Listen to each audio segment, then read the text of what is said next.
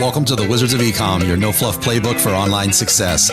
Each episode is fully packed with actionable tactics you can implement in your business right now. Take your life to a higher level and excel in your online success. It's time to work on you and your business. Let's do this. Welcome back to the Wizards of Ecom. My name is Carlos Alvarez, and I will be your host. On today's episode, we have serial entrepreneur and co-founder of both Tomoson and SoStocked, Dan Fernandez. Dan, welcome to the show. Hey, nice to be here. Absolutely, man. I really enjoyed our pre-show chat. So on today's episode, we're really going to dive into influencers, content, specifically as it pertains to Tomoson.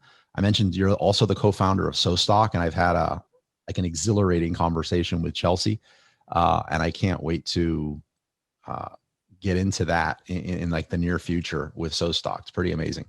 Oh, awesome! Thank you. You could speak at an expert level, I'm sure, on creating amazing software, partnerships, SoStock, and a lot more. Like I mentioned, my main reason for having you on the show is influencers and content. Specifically, how you make it easy to connect with and work with influencers and curate content with Tomoson. In your own words, for someone that, by the way, if anyone doesn't know what Tomoson.com is, they've not been selling for more than what do we say, 4 years, 5 years? Because you couldn't talk about Amazon for a period without mentioning Tomoson. Yeah. That was, we started it back in 2008. So, it's been around just as a very beta basic, but yeah, it's been around for a long, long time. Even our big heyday was kind of beginning of 2012, 13, 14, kind of in that area where it was really super, super popular. In your own words, what is Tomoson and why did you bring it to life? So Tomoson is an influencer marketing platform that helps kind of bridge the gap between brands and influencers and connects them in a way that you can scale up your content marketing strategies. So what I mean by that is, let's say you are a belt company and you want to work with fashion influencers on Facebook or Instagram or whatever, you can put up your product on our platform. Influencers, then it's kind of a two-way marketplace. So then influencers can see those products and determine, I have whether it's a page, it's a channel, podcast, sky's the limit, YouTube channel that matches up with that product. And I think that product would fit well with my market and my readers and all that kind of stuff. So you can essentially kind of like a job post, so to speak, put a product out there, say, hey, here's my product, here's my brand, who's an influencer that would want to work with me. Influencers apply. And then from there, you can filter down through their different statistics. You can go look at their page. And then once you vet them, and if it's an influencer that you actually want to work with, we have an escrow system built in so that if you pay it, you're doing a paid promotion or paid campaign for an influencer, not obviously on Amazon. This is just you're doing, let's say you have a Shopify site and you're trying to do a paid campaign on Instagram, that you can deposit that money. The influencer knows you're good for the money if they do what you guys have agreed upon.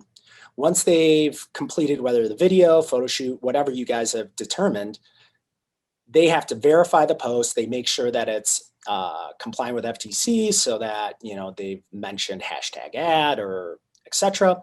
You go look at it and say, yep, verified, good. And then you can release payments. So it kind of builds the whole workflow of influencer marketing into a place, and it just kind of start to finish, you're able to work with an influencer on creating that content, whether it's, like I said, images, stills, written content on blogs or videos.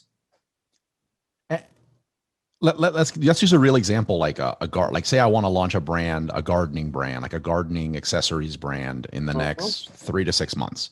Where I want to use like the power of Tomoson or leverage the power of Tomoson. Like what am I doing, and how do I know who I'm working with can really help me in that space? Exactly. So what you're going to do is create a campaign. Okay. And the campaign would be geared around that product, that gardening product that you want. And within that campaign, then you can, similar to a job post, you can list, what are you looking for? Oh, I'm looking for only YouTubers. I'm looking for only Facebookers or Instagram, just depending on what coming into that campaign, you should have some idea of what you're looking for, because otherwise you're going to shotgun it and you're going to be overwhelmed.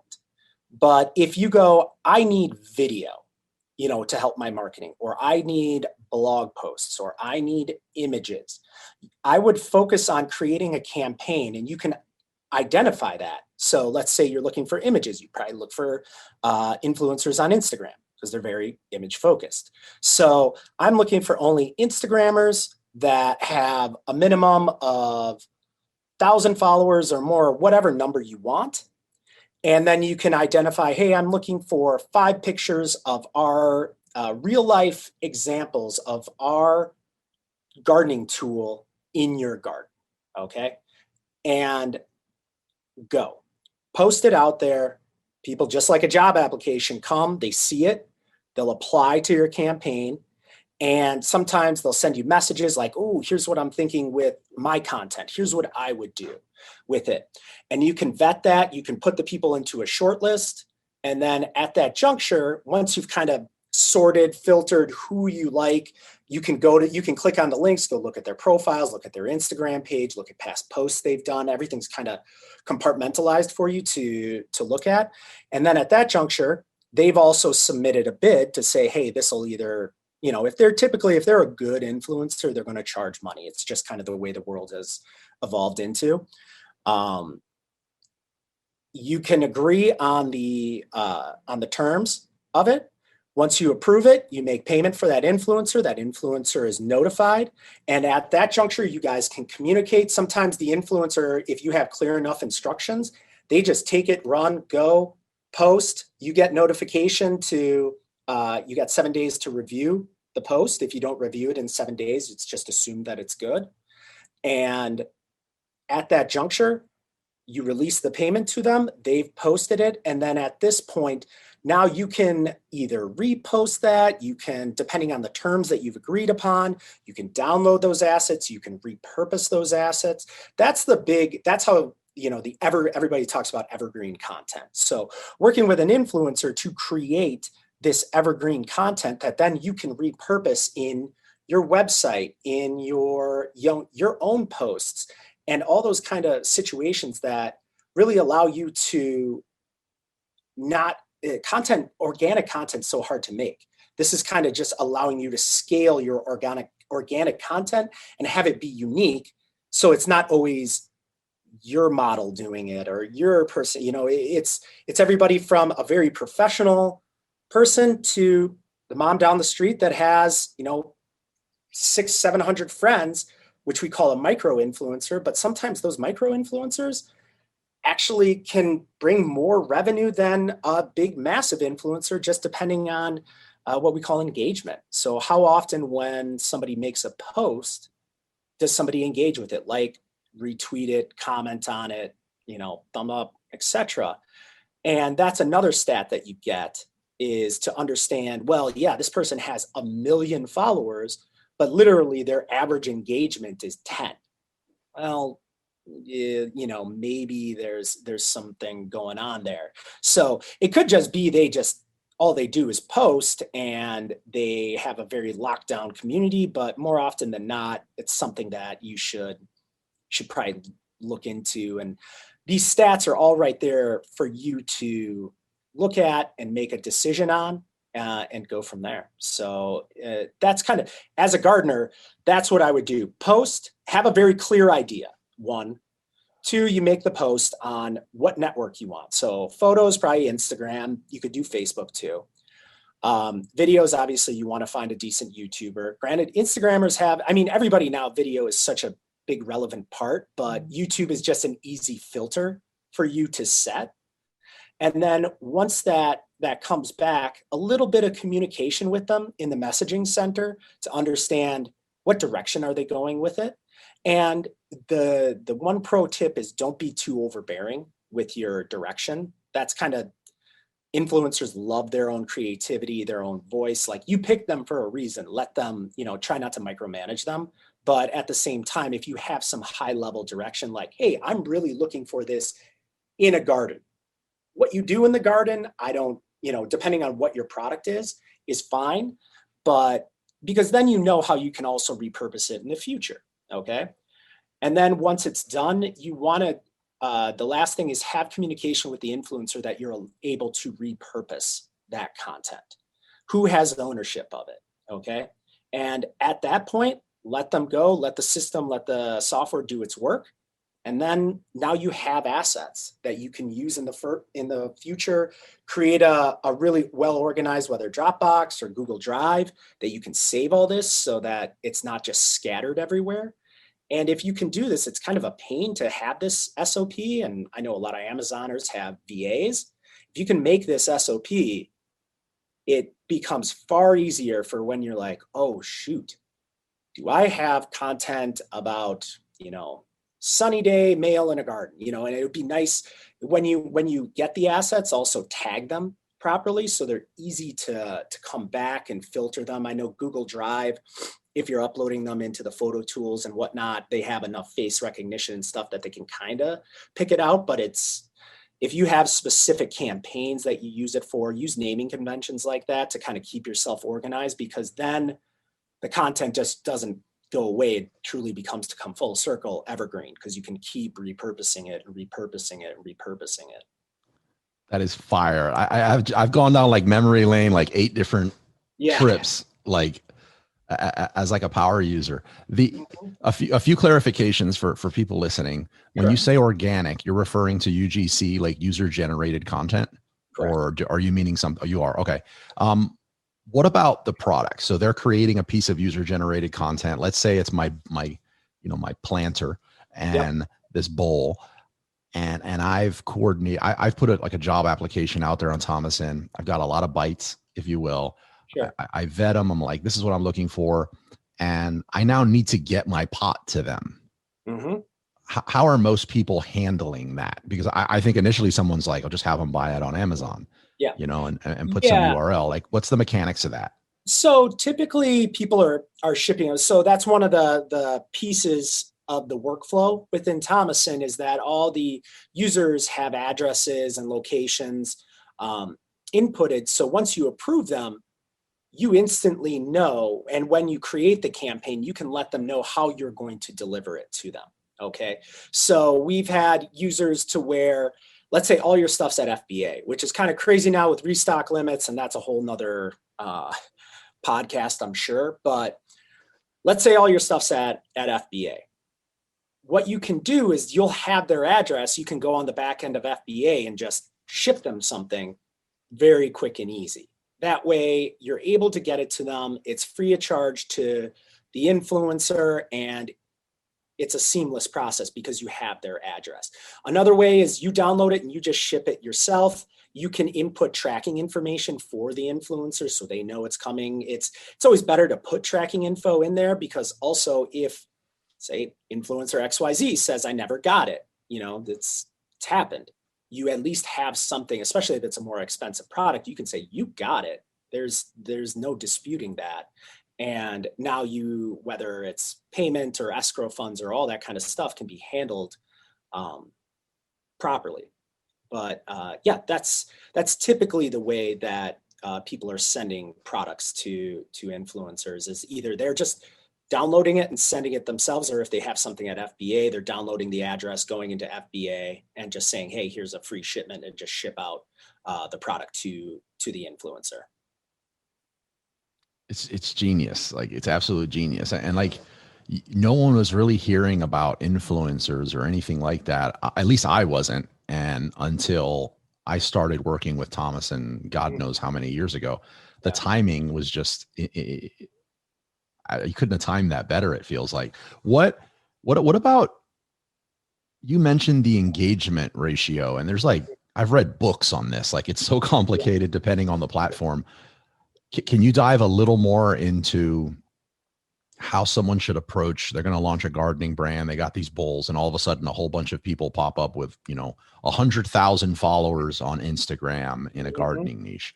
How can you tell that that's real versus the micro influencer that, I agree with you, might have a much better conversion? Exactly. So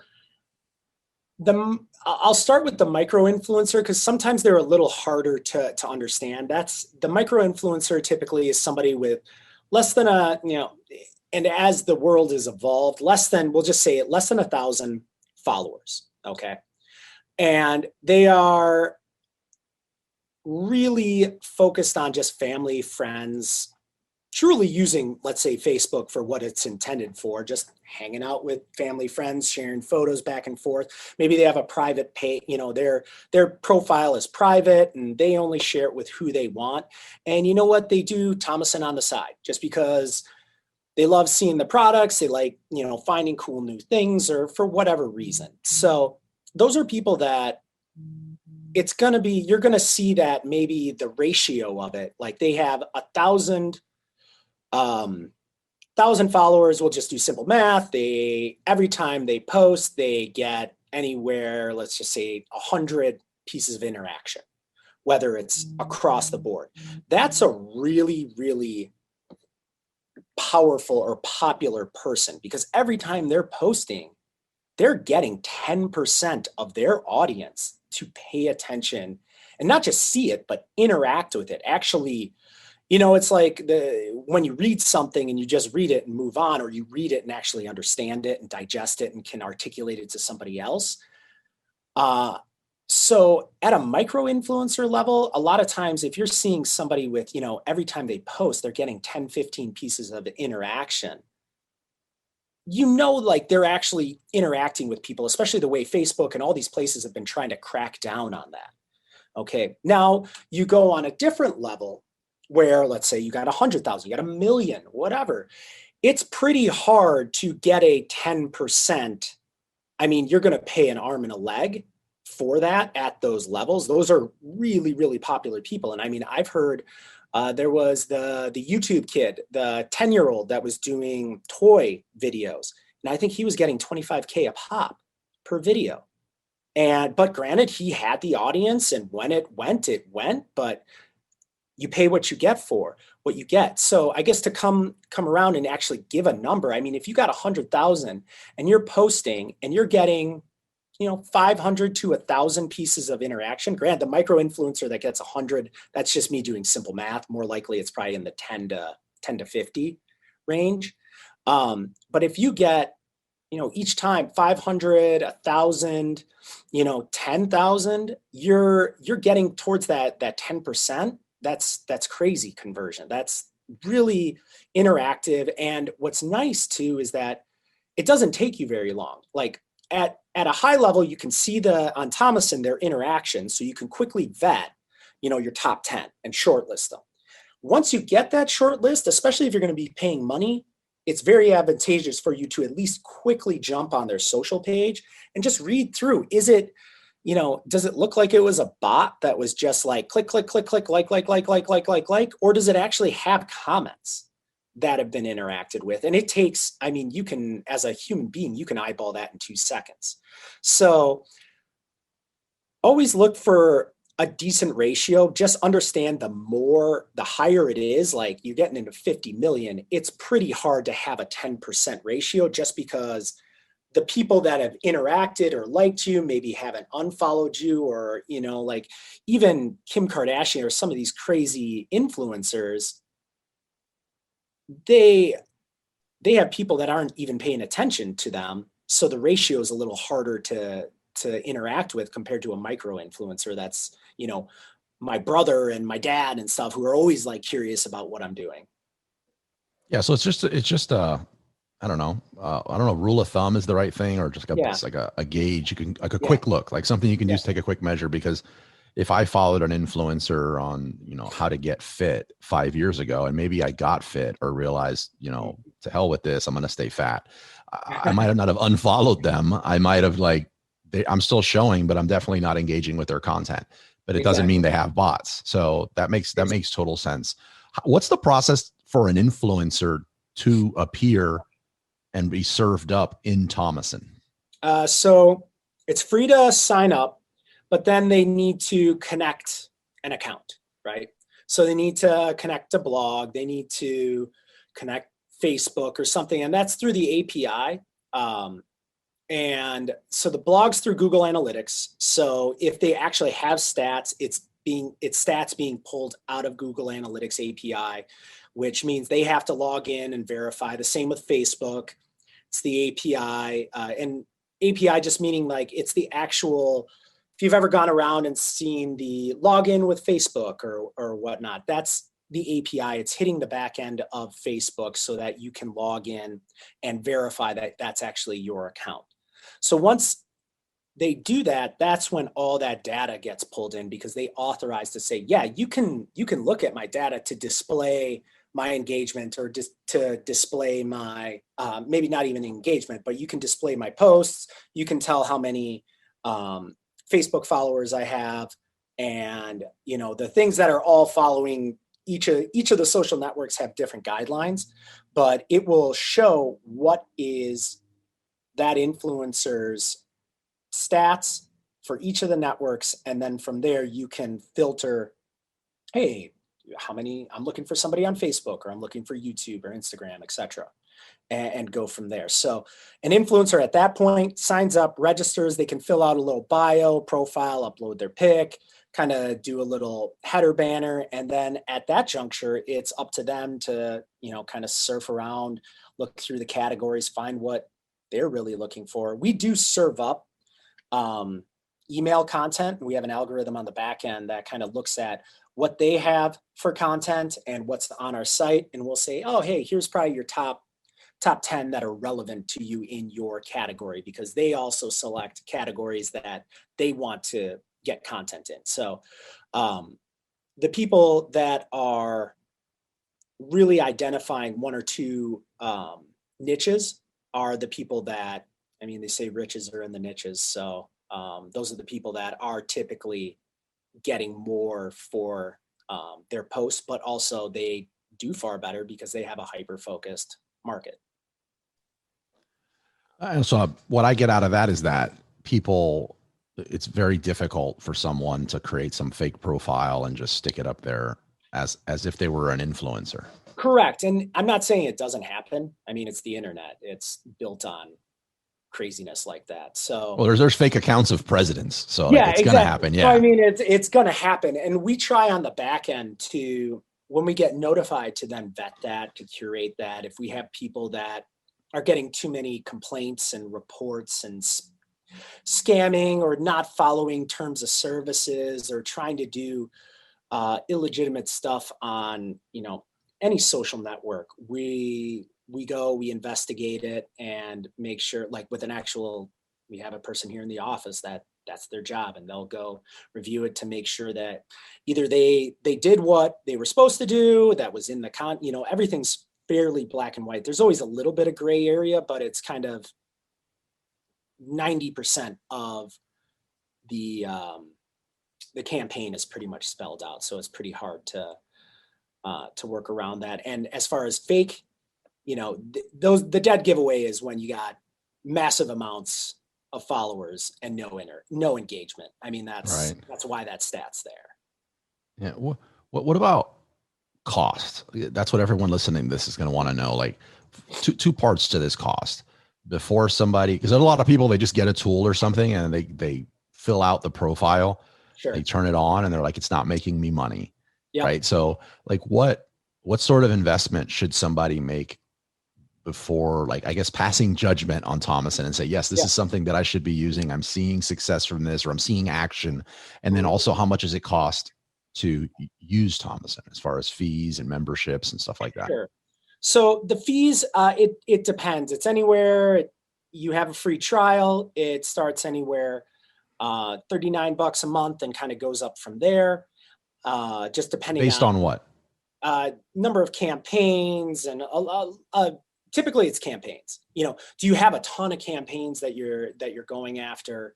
Then yeah, it's going to go up and up and up. But more often than not, people are in that $39 to $99 range. That's majority of people are falling in that monthly rate, and that's to see pay employees, help keep the lights on, etc. Now, when you're paying an influencer, that's kind of a loaded question, because if they're good, and what I tell a lot of people is, what are you trying to get out of that relationship? Again, I've had people to where instead of filming a commercial with a professional crew, they've hired a YouTube influencer who has really great cinematography background and good writing and everything. And they paid this influencer to basically make their commercial. They didn't really care if it was posted online. So the engagement and the interaction, all that stuff was not that relevant to them.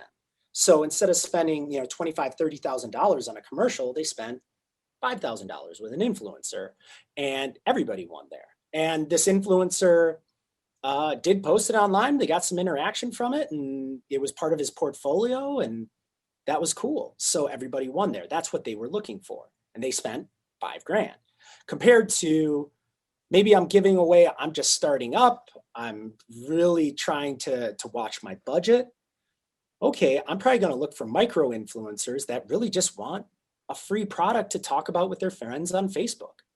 And that might just get enough little buzz, and your product is unique enough that I've seen people kickstart an amazing product that way. Now, on the flip side, I've also seen people try and do this with multivitamins a billion times, and you see, how many multivitamins are on Amazon or all over the internet? Or, good God. So, and then they expect to become rich. So that's, you kind of got to go back to Amazon's amazing and the internet's amazing, but it comes back to hard work and all those kind of natural business things. Just because it's the internet doesn't mean that you don't have 6 different channels of marketing, and you don't, you're not grinding out all of this. Granted, the people that you hear about that, I put it online and I exploded, that's somewhat of a, home run, unicorn, whatever you want to talk about. It's the people that have the longevity, or the people that are, I have a process. I run 6 campaigns a month. And then on top of that, after the campaigns ran, I repurpose that in a retargeting ad on Facebook. And granted, now with the iPhone thing, that's a whole nother issue as well with retargeting. But I leverage, I try and use this in a process of not just influencer marketing, right? I use it with my PPC. I use it on blog posts. Let's say I'm writing, going back to your gardening example, I'm writing about a blog post on 10 cool ways to use my pot, my planter, okay? And now I hire 10 different influencers, and I'm the mediator between having them talk about, okay, I see that this person's in California, this person's in Minnesota in the winter, this person's in Florida, and I have an idea about how would you use it in your climate, but that's the idea. Those are the ideas that do really well, and that people can not only dial it in and help the influencer understand the direction, which a lot of times also helps on cost, because if the influencer has to spend more time thinking, being creative, doing stuff, if they don't want to, if they have a general direction, it's far easier for the influencer to see the end result and wrap a price around it, compared to, just make some content. And then Make it pop. The influencer's been around for a long time, and either they're really a creative spirit, I like to call it, and they're just going to be whimsical and creative and fun and go nuts, or they know, that's somewhat of a red flag. I want to learn a little bit more about what are you really looking for, so that, just like any business, if I'm building you a website, I need to know certain basic things so that I know that I'm going to deliver what you're actually looking for. Granted, the creativity and the design aspect and whatnot, but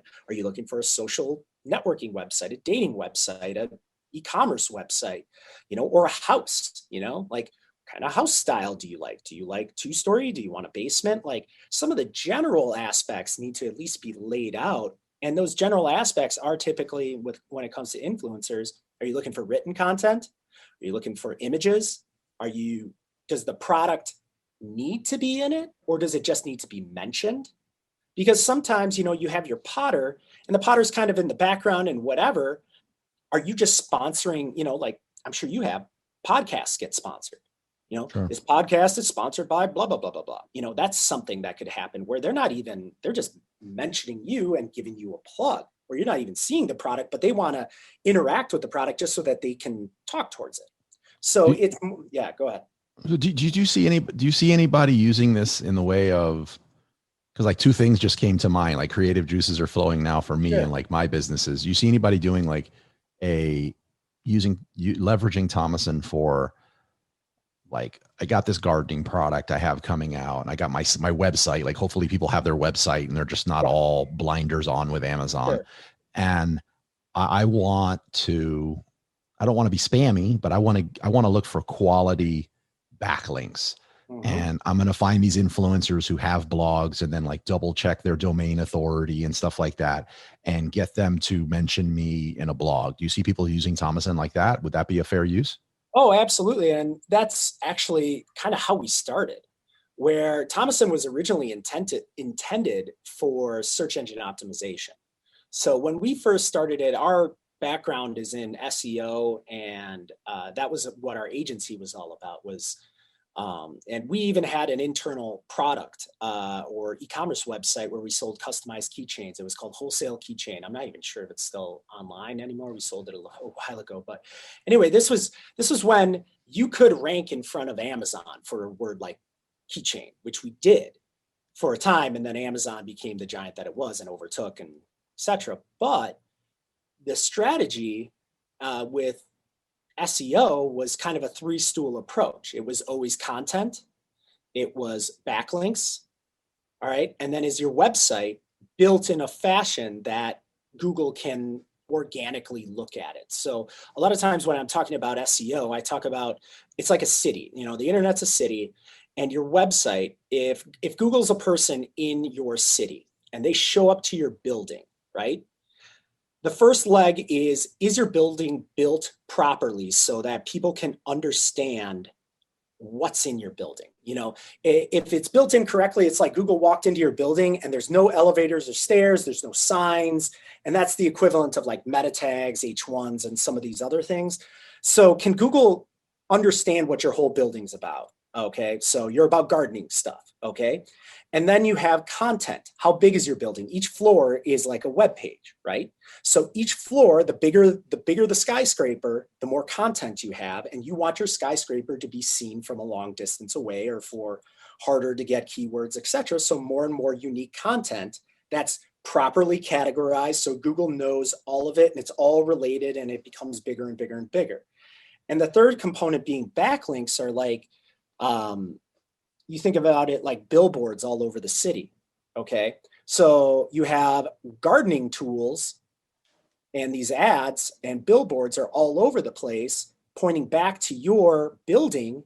Google's gonna go, wow, your building, other places are saying that you're about gardening. You must be about gardening. I see that you're all about gardening and you have a lot of content about gardening.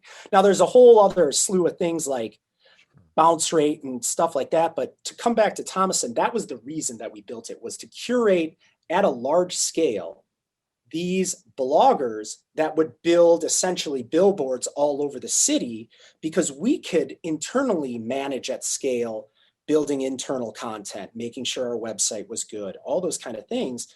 What is hard to do at scale is get all these other billboards, all these other links, all these other people talking about us on other spots of the city to point back to us. And that was actually why we made Tomoson in the first place, was to help curate. I mean, it started with mommy bloggers, to tell you the truth, working with mommy bloggers and as many mommy bloggers as we could, as many different ones, building unique content, because it also then needed to be unique content on their website, because that's, SEO 101 is if your website and this other website have the same content, Google thinks you're trying to spam them and they actually downgrade you. But if over, this other website has good content, unique content that's relevant to you, and then it's linking to you, then Google is like, okay, that's, granted, there's been a billion SEO changes. This is like SEO 101. A lot of stuff has changed. Don't take this as like the way to optimize and do all that kind of stuff. But that's just kind of the foundation of what search engine optimization was really built on. But it's still totally doable, and you would use it for that. Like, you want 100%. So, it seems like a really quick way to do it instead of just going to Google and trying to like brute force it. Here you see your categories, you sort of see vetted, you can easily reach out, you can shortlist, and then to like tie this with Amazon, I definitely would not send people like just straight, have the blog go straight to Amazon. I'd want it to go to my website, and then you can get super creative there with sending a code on a landing page, or if you're game for like creative links, like you have a lot of options at that point. Exactly. Yeah. And that's the advantage of Tomoson, is that it brings all these people in one place, so that then you're not doing the searching and going crazy trying to find all these people. They kind of land in your lap, and then it's up to you to figure out who do you really like and why. So it's an influencer dating app, I guess somebody once called it. I want to ask another question, and the site for anyone listening, because it used to be every now and then I would like misspell it and spell, because there's like different ways that say Tomoson, but it's Tomoson. Yeah. Correct. Yeah. Tomoson.com. And it's going to be in the show notes, but at the very top of the page, of the home page, it says hate content less. Yeah. Can you unpack that a little bit? And then I want to be respectful of your time, but we got to touch on that. Yeah. So that was our, when we did a rebrand of the site, that was always in the SEO world, in every, business, they were always talking about, I hate content. Content sucks. I got to build content and whatever. So we always, one day, I think we call it beer storming. We were having beers together, and somebody said it. Yeah. It's like, just hate. God, I just want to hate content less. And we were like, perfect. Because Tomoson does, it helps curate that content, so that if you don't want to make it and you're looking for that person within that niche, because that was the other thing, when you needed to write on-page content that was relevant to you, or off-page content, if somebody wasn't a specialist, it was really hard to make it good. So now, again, going back to gardening, you can find a gardener that can speak like a gardener, not speak like a lawyer, or a just content person that's been fed a transcribed piece of junk, but it's all in one spot, and you need to be involved. That's probably the biggest thing. If you just like plug and play and walk away without building your standard operating procedure, without thinking through how is it going to work for your business, you'll get a ton of people. You'll get a ton of people applying, but then you'll just kind of be running around like a chicken with your head cut off. 100% agree. Yeah, I think that happens a lot too. Like, someone will get any software, they'll misuse it, or they'll take a bit of advice about selling on Amazon, and then they selectively apply portions of it, and then turn around and say the person that gave them that advice doesn't know what they're talking about, or the software doesn't work for this thing. I 100% agree. And by content, so I feel like there's a disconnect here. For some people, content is either written, it's video, it's audio, it's on social, it could be a blog, it can be like a lot of different things. It could be someone creating this video for you, like the example you gave a little while ago. Let's be respectful of your time. Otherwise, I could just keep going, because I have like several ideas popping in my head that I'm like, wait a minute, can I use it for this? I was just going to say, Carlos, if we ever need to beer storm, you just let me know. I love it. I'm going to steal that from you. Like, I'm going to mention it in my next meetup. The ways people can get a hold of you, or best way for someone to reach out to you about Tomoson. We mentioned SoStocked. I'm going to be talking a lot about that very soon. Like, we created this new theme in our meetup events, actually. Yeah. And the first presentation of that type is actually going to be Chelsea Cohen. presenting on So Stock. So that's coming up. But how can somebody reach you about Tomoson? Really, the best way is via our site. It'll go, if you go to our site and just go to the contact, and if there's a specific question, kick it out. Our support reps are amazing. And then if it can't, it actually filters down to me. So I'm still somewhat involved with Tomoson. So if there's something specific, or, hey, I saw this, can you elaborate on it? It'll definitely get to me that way. Excellent. And listeners, there's a free trial, I guess, when somebody wants to sign up and try it. So just take advantage of that free trial. Give it a shot. If you have any questions, you could definitely reach out to me too. I've been using Tomoson for years. I feel like a dinosaur though sometimes when I say it, because like every now and then you have these sellers and like, what is that? And I can immediately know when they started selling. When they started Amazon, I had a guy I was speaking in China, and he was blown away. After he's like, man, I didn't even think you guys were still around. Like, you guys I made so much money off you guys leveraging you for my Shopify site. And he was doing drop shipping before it really, Berlo. Yeah. Yeah. He was leveraging that. I always butcher the name, but he was leveraging that and leveraging Tomoson to advertise that, and was just crushing it. And that was 10 years ago or 8 years ago. The topic I wanted to, like, there was, again, sincerely, there was like a lot of different topics that I wanted to talk to you about, but I really was excited to talk about that pivot, because I know it wasn't how you envisioned Tomoson to start. Like, it had its purpose, but is it fair in saying that massive Amazon spike in interest of Tomoson had to like send the business into the stratosphere, and then everyone across the Amazon space, it was like a Thanos snap when that happened. And almost everybody, I've had some people on the podcast that was like, we love to, I love to review.com, and like a lot of these sites, they're gone. Like, they're just completely gone. You are here and you are thriving with the site. So like that is a podcast in and of itself. I feel like, how did you deal with that? Yeah, it was a stressful time, but the advantage that we had in the longevity was we were always trying to do things very by the book, where a lot of people popped up and they were just reviews, where that's really not where we started. We were influencer marketing, and we kind of fell into the Amazon space. So when the Amazon crackdown happened and all the TOS, even though we were doing everything by the book during that time, all the other, I guess, bad eggs, you could say, that kind of ruined that. It definitely had an effect on our business. There's no way to deny that. But at the same time, we weren't built on that. So foundationally, it wasn't as hard to pivot as somebody who wasn't in that realm. So that was a interesting dynamic, definitely. And the fact that, anyway, we could. No, that's one of those fires as an entrepreneur. That's the fire that tests you. Yeah. And you thrived. So final question I ask all the guests on the show is, what is your favorite book and why?